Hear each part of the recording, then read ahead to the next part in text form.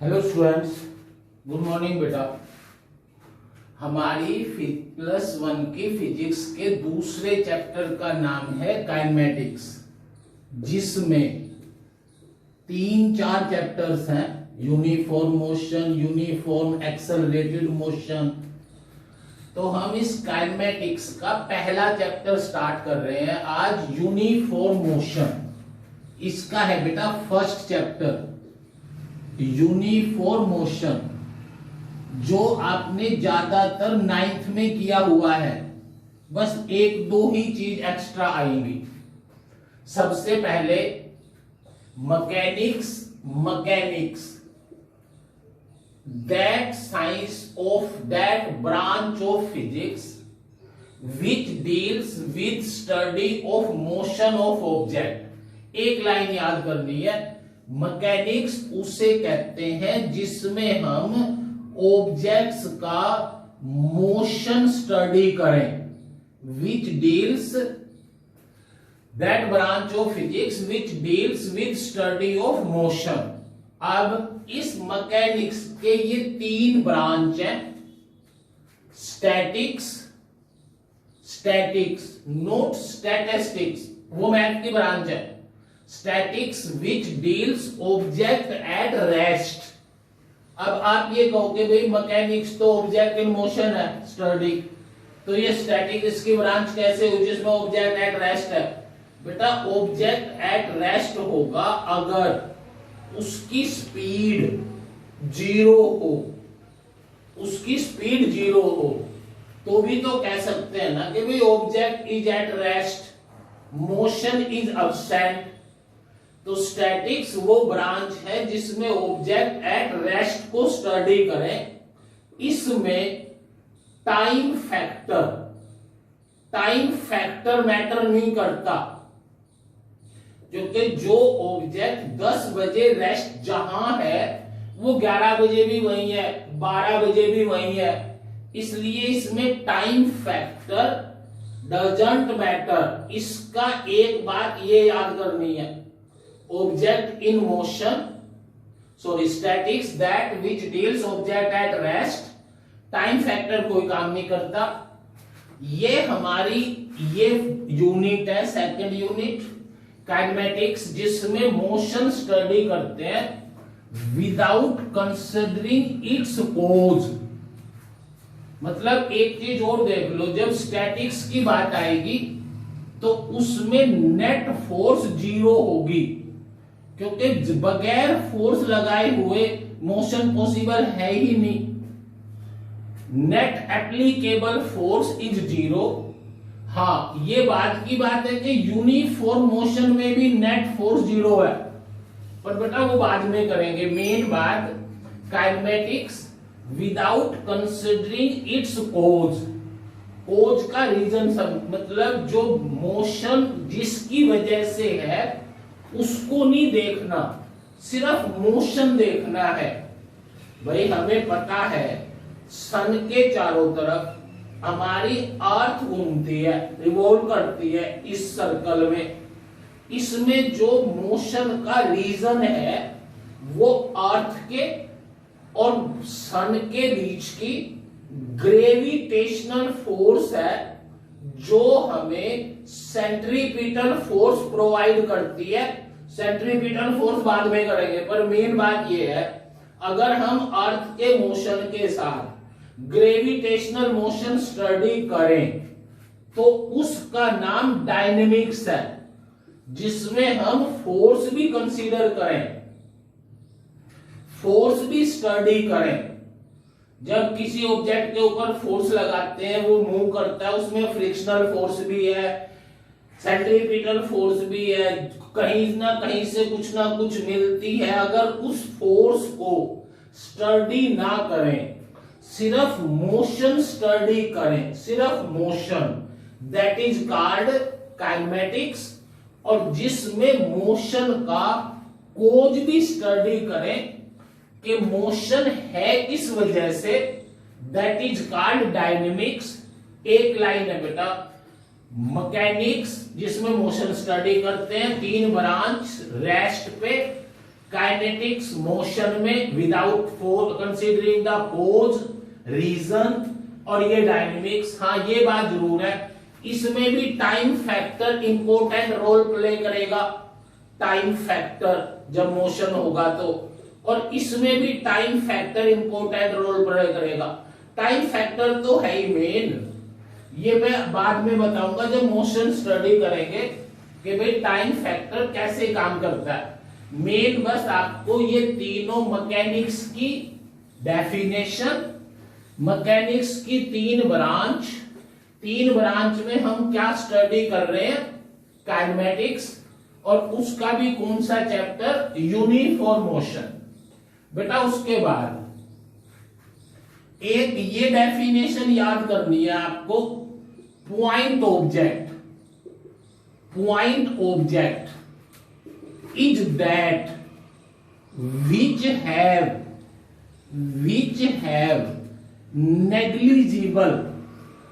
negligible size और dimensions, मतलब जिसकी लेंथ, ब्रेड्थ, हाइट, ये डायमेंशन वो डायमेंशन वाला नहीं है कि भाई MLOT की पावर ना, विच हैव नेग्लिजिबल साइज और dimension is called a point object. Negligible size और dimension that is called point object. बस हाँ, उसके बाद ये लिख देंगे कि a big object, large object, a huge object can be considered as a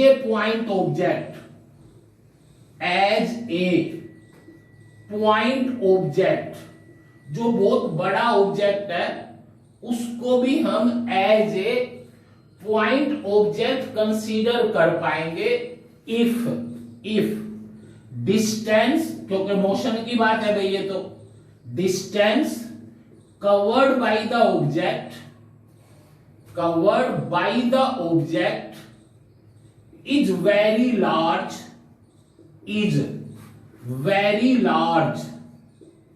as compared to its size, very large as compared to its size। बस मतलब एक बात ध्यान से सुनो, एक ट्रेन है वो 2 किलोमीटर बड़ी है, पर जब वो ट्रेन पानीपत से बॉम्बे जाती है तो उस डिस्टेंस के मुकाबले ये 2 किलोमीटर कुछ भी नहीं है।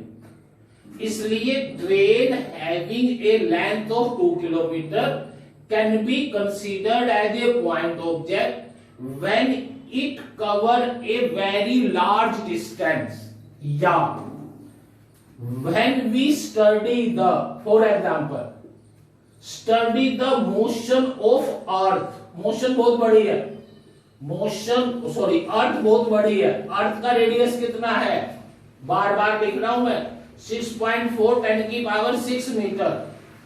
Motion of earth around sun का अर्थ से डिस्टेंस कितना है, बहुत बार कर चुके पिछले लेक्चर्स में, 1 AU, बहुत लार्ज है। When we study the motion of earth around sun, then earth can be treated as a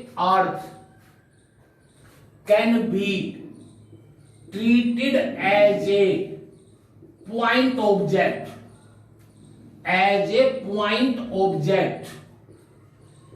बस ये डेफिनेशन अगर कोई कह दे कि भाई explain what do you mean by point object, तो हम सिर्फ ये लिख देंगे कि पॉइंट ऑब्जेक्ट उस ऑब्जेक्ट को कहेंगे जिसका साइज नेग्लिजिबल होगा, जिसके डायमेंशंस नेग्लिजिबल होंगे।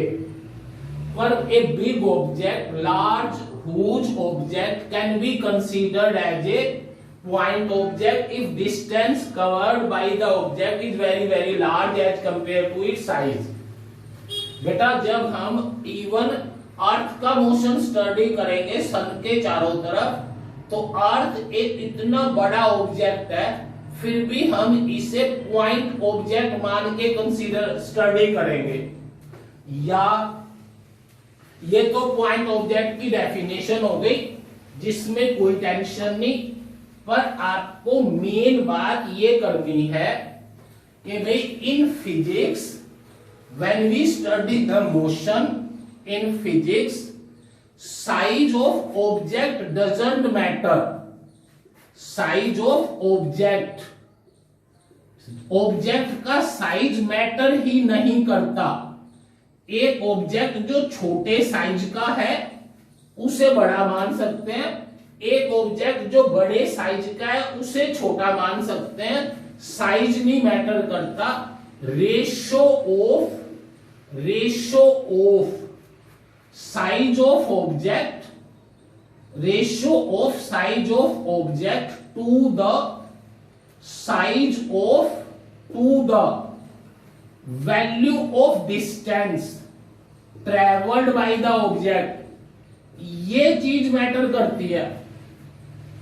अगर ये 1 से बहुत बहुत बहुत छोटी हो तो ऑब्जेक्ट पॉइंट ऑब्जेक्ट है।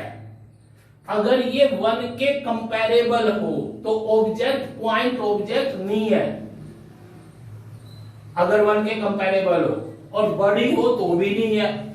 मेन बात जब हम स्टडी करेंगे तो पॉइंट ऑब्जेक्ट बेटा समझ आ गया होगा भाई किसको बोलेंगे।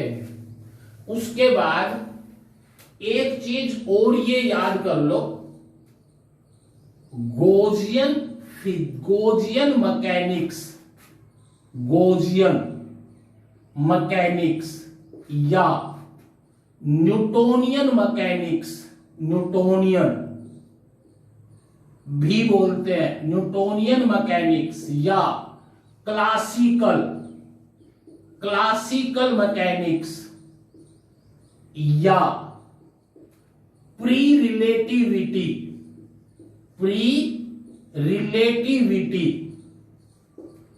बेटा ये बात है कि जब हम इस काइनेमेटिक्स में मोशन स्टडी करेंगे तो ऑब्जेक्ट का मास फिक्स मानेंगे, ऑब्जेक्ट के मास में कोई चेंज नहीं मानेंगे, और वेलोसिटी जो ऑब्जेक्ट की है दैट विल बी स्मॉल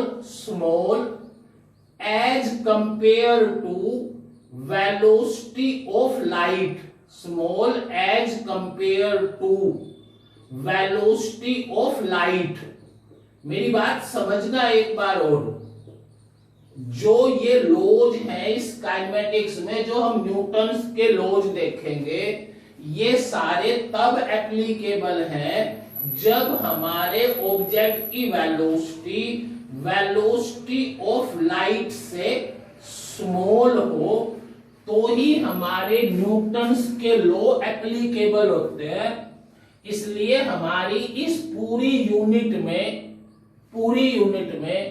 कहीं ये बात नहीं आनी कि भाई वेलोसिटी ऑफ लाइट के कंपैरेबल हो गई। एक बार और सुनो, एल्बर्ट आइंस्टीन ने हमें एक थ्योरी ऑफ रिलेटिविटी दी थी, थ्योरी ऑफ रिलेटिविटी, जिसमें उन्होंने ये कहा था कि भाई मास पे लेंथ पे और इवन टाइम पे, मास लेंथ और टाइम, इन तीनों पे वेलोसिटी का इफेक्ट पड़ता है। बेटा थोड़ा टाइम लगेगा, ये तीनों वेलोसिटी के साथ चेंज होते हैं, चेंज इन वेलोसिटी। ये हम बाद में करवाऊंगा सारा आइंस्टीन थ्योरी ऑफ रिलेटिविटी, जिसमें उन्होंने ये बताया था कि वेलोसिटी के साथ साथ ये तीनों चेंज होती हैं, पर हम अपने इस चैप्टर में इन तीनों को कांस्टेंट मानेंगे। इसलिए हम ये कहेंगे कि भाई ये मैकेनिक्स जिसमें हम वेलोसिटी ऑफ लाइट से बहुत कम लेते हैं, उसे गॉसियन, न्यूटोनियन, क्लासिकल या प्री रिलेटिविटी फिजिक्स बोलते हैं। और जब हम थ्योरी ऑफ रिलेटिविटी ले लेते हैं, जिसमें इन तीनों पे फर्क पड़ता है, वो पोस्ट रिलेटिविटी या क्वांटम मैकेनिक्स हो जाती है। क्वांटम मैकेनिक्स कौन? जब हम वेलोसिटी ऑफ लाइट के कंपैरेबल ले लेते हैं ऑब्जेक्ट की वेलोसिटी, तो उसके नाम हो गए पोस्ट रिलेटिविटी या क्वांटम मैकेनिक्स। ये मैंने आपको वैसे आइडिया दिया है, जस्ट सिंपल, कि भाई हमारे सिलेबस में ये वेलोसिटी ऑफ लाइट से कंपैरेबल जो बहुत स्मॉल है, उन वेलोसिटी को हम कंसीडर करेंगे बेटा। उसके बाद टाइप ऑफ मोशन है। पहले तो ये देखना है आपको कि रेस्ट किसको बोलोगे? Rest, object at rest, when its position, बस एक line, when its position remain fixed, object at rest, when its position can't change with respect to surroundings, with respect to surroundings, that is called object at rest। जब वो अपने आसपास की सारी चीजों के मुकाबले अपनी पोजीशन चेंज ना करे, तो उस ऑब्जेक्ट को ऑब्जेक्ट एट रेस्ट बोलेंगे। और जो अपनी पोजीशन चेंज कर दे, which change the position with respect to surroundings, उससे ऑब्जेक्ट को मोशन में, उस ऑब्जेक्ट को मोशन में बोलेंगे जो अपनी पोजीशन चेंज ना करे। अब देखो टाइम तो यहां भी मपेगा और यहां भी मपेगा। टाइम को तो मैं या आप रोक ही नहीं सकते, तो टाइम की बात नहीं कर रहे। Time always going on changing, चाहे वो विद रिस्पेक्ट टू सराउंडिंग्स, चाहे वो क्या हो, रेस्ट हो, चाहे मोशन हो, ऑब्जेक्ट तो टाइम तो चेंज होगा ही होगा। बस इन दोनों की डेफिनेशन हो गई, रेस्ट और मोशन। अब मेन बात ये, रेस्ट एंड मोशन 9th में है बेटा सारा। Rest and motion are not absolute. Absolute का मतलब कंफर्म, पक्का, पूरी तरह। हाँ, जो रिलेटिविटी बताई थी ना, उसमें गड़बड़ है, उसमें रेस्ट और मोशन एब्सोल्यूट भी है। पर हमारी तो ये प्री रिलेटिविटी फिजिक्स है ना, गॉसियन फिजिक्स है। इसमें ये कहेंगे हम, किसी ऑब्जेक्ट को पूरी तरह रेस्ट में कहना या किसी ऑब्जेक्ट को पूरी तरह मोशन में कहना गलत है। कोई भी ऑब्जेक्ट रेस्ट या मोशन में होना इस बात पे डिपेंड करेगा, मतलब वो ये पूछेगा कि भाई आप इस ऑब्जेक्ट को रेस्ट पे कह रहे हो तो किसके with respect.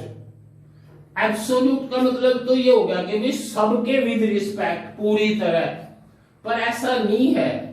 Rest and motion are not absolute but they are relative, but they are relative. Relative means दूसरे के मुकाबले, कंपैरिजन में, दे आर रिलेटिव। अब एक लाइन लिख रहा हूं मैं बस, two person sitting in a train, sitting in a bus are in rest with respect to each other.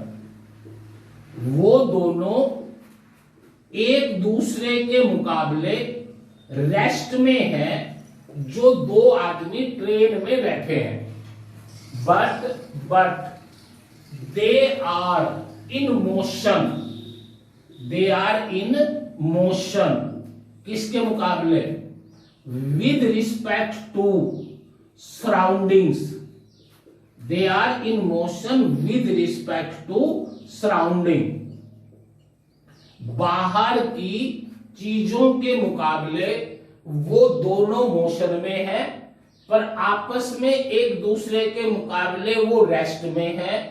इसलिए रेस्ट एंड मोशन एब्सोल्यूट नहीं है। ये कहना कि एक ऑब्जेक्ट रेस्ट पे है गलत है। ये बताना पड़ेगा कि आपने इसका मोशन किस ऑब्जेक्ट के कंपैरिजन में स्टडी किया है। एक एग्जांपल और ले लो, we all sitting in a room are at rest with respect to each other but are in motion with respect to sun, क्योंकि हमारी अर्थ भी तो घूम रही है। और फिर आप आगे करोगे एक कि आवर यूनिवर्स इज एक्सपेंडिंग, तो हम भी चल रहे हैं भाई जब यूनिवर्स एक्सपेंड हो रहा है तो। So rest and motion are not absolute but they are relative. Motion absolute नहीं होते, रिलेटिव होते हैं बेटा। उसके बाद मोशन की भी बहुत सारी टाइप्स हैं। जैसे पिछले चैप्टर में हमने फिजिकल क्वांटिटी को क्लासिफाइड किया था कई बार, ऐसे यहां मोशन को क्लासिफाइड करेंगे। उससे पहले आप ये 3 लाइन लिख लो कि we have 3 axis, we have 3 axis, 3 है। एक को कहते हैं एक्स एक्सिस, ये एक को वाई एक्सिस, ये वाई, और एक है जेड एक्सिस, ये है बेटा जेड एक्सिस। ये तीनों आपस में परपेंडिकुलर है। इस जेड एक्सिस को ऐसे ना बना के ऐसे बना देते हैं, पर है ये यही कि इसके प्लेन के परपेंडिकुलर ऐसे, और इन तीनों एक्सिस में 90 का एंगल है। ये 90 नहीं है, पर जब ये ऐसे खड़े करोगे तो इसमें और इसमें 90, इसमें और इसमें 90, और ये तो 90 है ही। तो हमारी ये 3 एक्सिस है, ये आपको याद करनी है। ऐसे हमारे 3 प्लेन है, 3 प्लेन। देख इनके नाम तो यही लिख देंगे, x axis, y axis, z axis. पर 3 प्लेन लेंगे जिसको कहेंगे हम x y plane, x y plane, y z plane, y z plane, and x z plane या जेड एक्स प्लेन। 3 प्लेन हो गए, 3 एक्सिस। ये हमारी एक्स एक्सिस, ये ओरिजिन 0 0 0, यहां x coordinate, y coordinate, z coordinate तीनों 0 है। ये हमारी एक्स एक्सिस है, ये वाई एक्सिस है, और ये जेड एक्सिस है। 3 हमारे प्लेन है। ये बोर्ड हमारा एक्स वाई प्लेन है, एक्स वाई प्लेन। और ये क्योंकि जेड एक्सिस ये है, तो ये हमारा, एक मिनट बेटा, चलो, ये हमारा एक्स वाई प्लेन, ये हमारा एक्स जेड प्लेन, और ये जेड एक्सिस है, इसलिए ये हमारा वाई जेड प्लेन। अरे जैसे कोई भी कमरा ले लें, ये हमारा हो गया एक्स वाई प्लेन, एक जेड एक्सिस ये है, तो जो हमारा ये फर्श है, फर्श, ये हमारा हो गया एक्स जेड प्लेन। और ये जो हमारे कमरे की ये वाली दीवार है, इस साइड वाली दीवार, ये हो गया हमारा वाई जेड प्लेन। ये अगर इस कमरे का कोना ओरिजिन ले ले तो बेटा 3 तो प्लेन हुए और 3 हमारी एक्सिस है। इन प्लेन की और एक्सिस की हेल्प से हम ऑब्जेक्ट का मोशन स्टडी करेंगे। ऑब्जेक्ट का मोशन, उसमें टाइप ऑफ मोशन में टाइप ऑफ मोशन किसके बेस पे? डायमेंशंस के बेस पे is called one dimensional motion. One dimensional motion, इसको अच्छी तरह याद कर लेना। बस एक ही लाइन है, ज्यादा नहीं। एक तो इसको लिख देना कि भाई स्ट्रेट लाइन मोशन है, स्ट्रेट लाइन। एक ये लिख सकते हो एक्स और वाई और जेड एक कोऑर्डिनेट तीनों में से, या तो कोई ऑब्जेक्ट एक्स एक्सिस के अलोंग चले, या वाई के अलोंग, या जेड के अलोंग। मतलब एनी वन एक्स और वाई और Z will change with time, time के साथ एक्स एक्सिस, वाई एक्सिस या जेड एक्सिस। बेटा टाइम पे तो कोई काबू है ही नहीं, टाइम तो चेंज होगा ही होगा।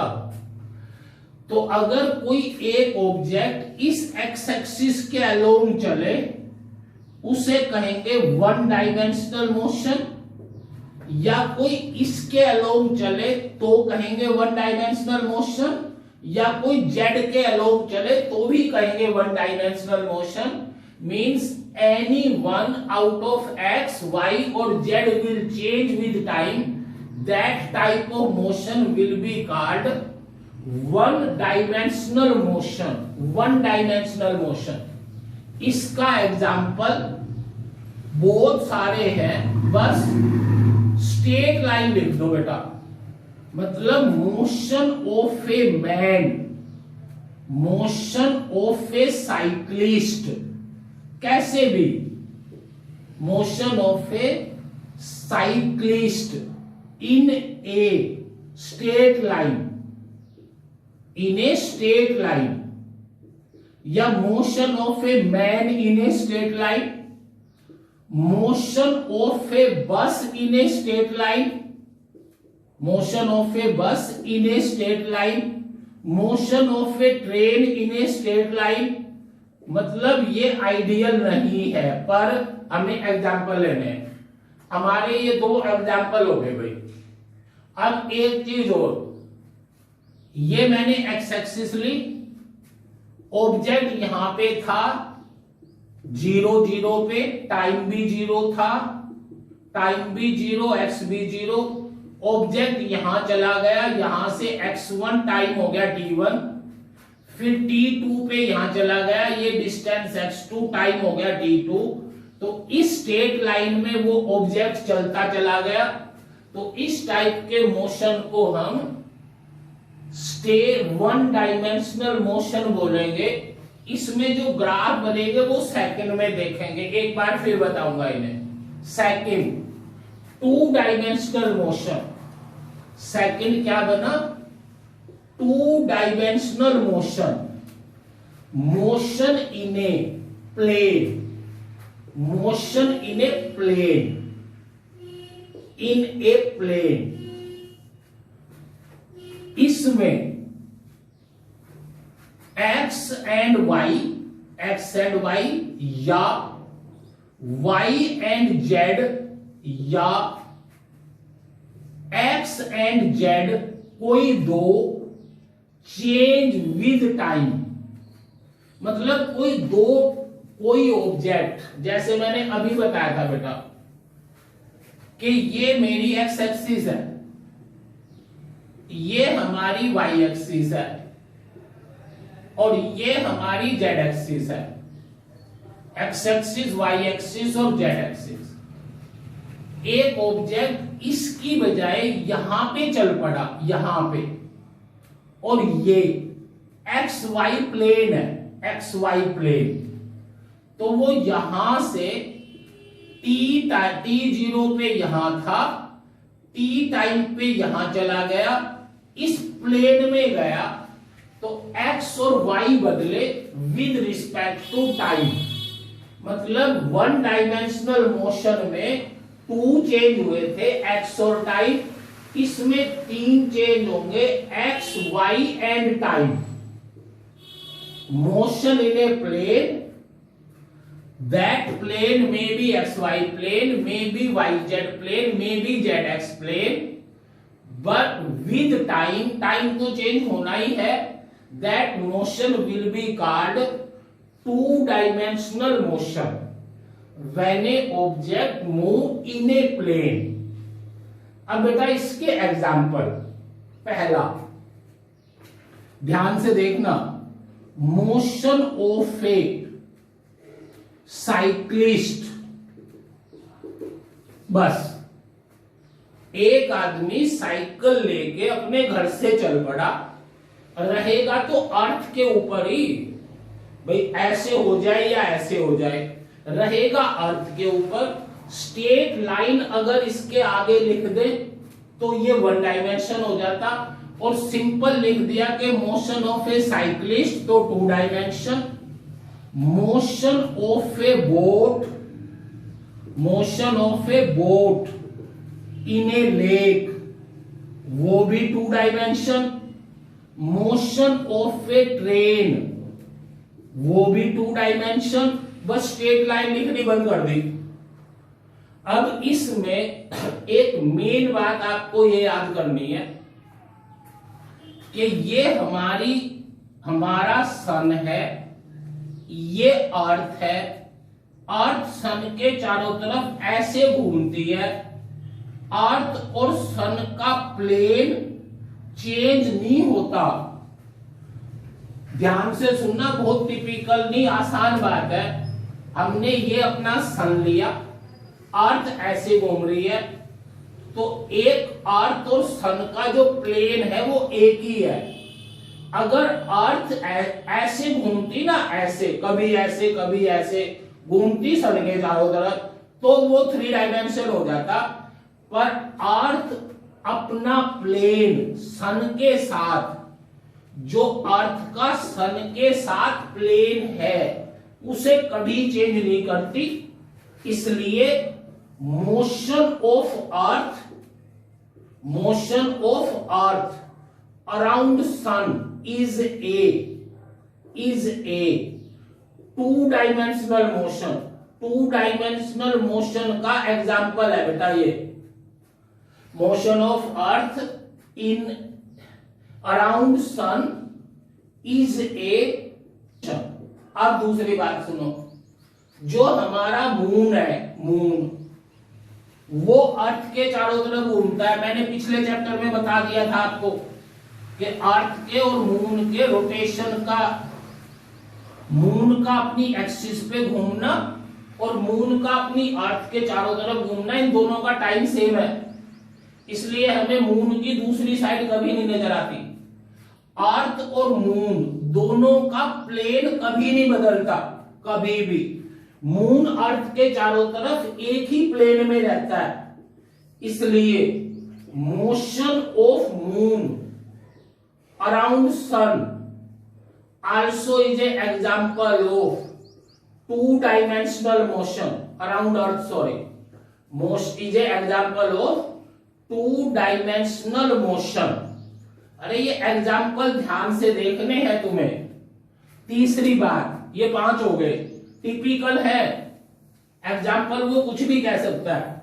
अब दूसरी चीज देखो, अगर मैं ये एक मास ले लूं, ये मास इस स्ट्रिंग के साथ बांध के, और इसको थोड़ा सा खिसकाऊं, थोड़ा सा बस। मैंने पहले भी बताया था, अगर ये थीटा स्मॉल है, प्रीवियस लेक्चर में आ चुके हैं, सुन लेना। अगर थीटा स्मॉल है तो ये arc can be treated as a straight line. This arc can be treated as a straight line कब? If theta is small, if theta is small, this arc can be treated as a straight line in a plane. बेटा ऐसे ऐसे या ऐसे, पर है तो plane ना, इसलिए आपको यहां ये लिखना है कि मोशन ऑफ ए बोब, इसको बोब भी कहते हैं, in simple harmonic motion displaced by a small angle, displaced by a small angle, गलत कर रहे हैं हम, motion of a bob in simple harmonic motion displaced by a small angle is one dimension if this line is not change. पर अगर ये ऐसे भी जा सके ऐसे भी, तो ये एक प्लेन बन जाएगा और उस केस में कह देंगे इसे to dimensional motion, two dimensional motion.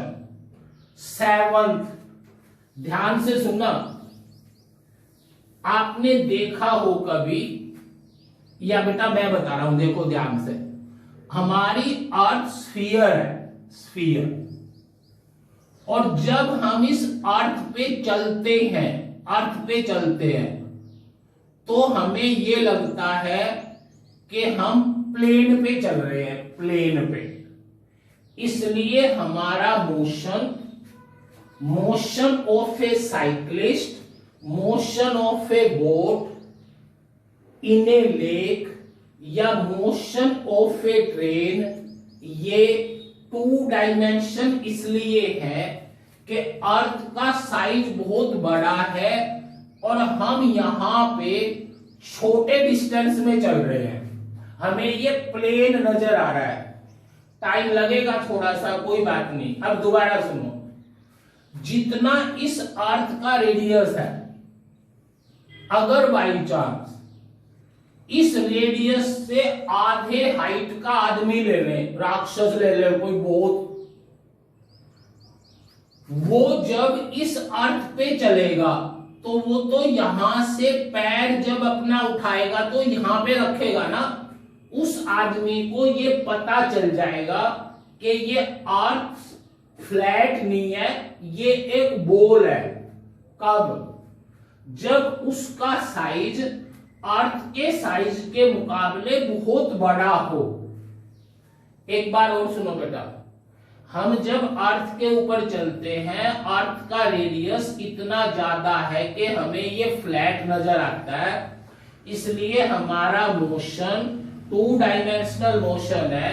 पर अगर अर्थ के ऊपर हम एक बहुत बड़ा आदमी ले ले, बहुत ज्यादा हाइट का, रेडियस से आधे का, और कोई कह दे इसका मोशन इसके अर्थ के ऊपर बता, तो वो थ्री डायमेंशन हो जाएगा। उसे पता चल जाएगा कि भाई यहां पे एक प्लेन है और यहां पैर रखते उसका प्लेन बदल गया। अब ये बात मैं आपको क्यों समझा रहा हूं, इसलिए कि वो कई बार ये कह देता है कि motion of a insect, motion of an insect on A small globe, मतलब एक बहुत छोटी सी बॉल ले ली, बहुत छोटी बॉल ले ली, सॉरी बेटा, motion of a insect on a big globe, बड़ी बॉल ले ली, इसके ऊपर एक इंसेक्ट छोड़ दिया, तो उस इंसेक्ट को भी ये बॉल का ये पोर्शन प्लेन नजर आएगा। इसलिए motion of an insect on a big globe is to dimensional motion, two dimensional motion. Two dimensional कौन कौन से किए हैं मैंने? एक तो बॉब का, अगर डिस्प्ले स्मॉल हो तो, मून का अर्थ के चारों तरफ, अर्थ का सन के चारों तरफ, एक बहुत बड़े ग्लोब के ऊपर इंसेक्ट का मोशन 2 डायमेंशन। ये एग्जाम्पल ठीक है। अब 3 डायमेंशन मोशन में आओ। 3 डायमेंशनल मोशन, 3 डायमेंशनल मोशन उस मोशन को कहेंगे जिसमें 4 वेरिएबल हो। 4, जो मोशन स्पेस में हो, स्पेस में, जिसमें x, y, z तीनों के साथ साथ टाइम तो बदले ही बदलेगा, टाइम पे तो आपका कोई चारा है ही नहीं, 4 वेरिएबल हो गए। पर जब डेफिनेशन लिखें, डेफिनेशन, तो ये लिख सकते हैं कि when A bird fly in sky, तो मोशन ऑफ ए बी, कोई भी चीज जो हवा में उड़ सकती है वो x, y और z तीनों चेंज करेगी, वो स्पेस में होगी, उसका मोशन 3 डायमेंशन होगा। मोशन 3 डायमेंशन कौन? जिसमें x, y, z और टाइम तीनों बदले, या we can say that a motion will be 3 dimension motion when a object move in a space, space जो चारों तरफ है। अब मैंने इसलिए बताया था आपको कि ये सन के चारों तरफ अर्थ घूमती है। बच्चे ये सोच लेते हैं कि ये अर्थ तो स्पेस में है, इसके चारों तरफ घूम रही है, इसलिए अर्थ का मोशन 3 डायमेंशन होना चाहिए ना। अर्थ ऐसे तो घूम रही है पर इसका प्लेन चेंज नहीं हो रहा बेटा, प्लेन चेंज नहीं हो रहा, इसका एक ही प्लेन है। अब मून इसके चारों तरफ है, उसका प्लेन अलग है। ये तो यहां वैसे बना दिया मैंने, नहीं तो मून का प्लेन दूसरा है। इसलिए सन का मोशन अर्थ के अबाउट 2 डायमेंशन, मून का अर्थ के अबाउट वो भी 2 डायमेंशन, पर motion of moon around sun is 3 dimension. 3 dimension, ये बात एक बार ध्यान से सुनना।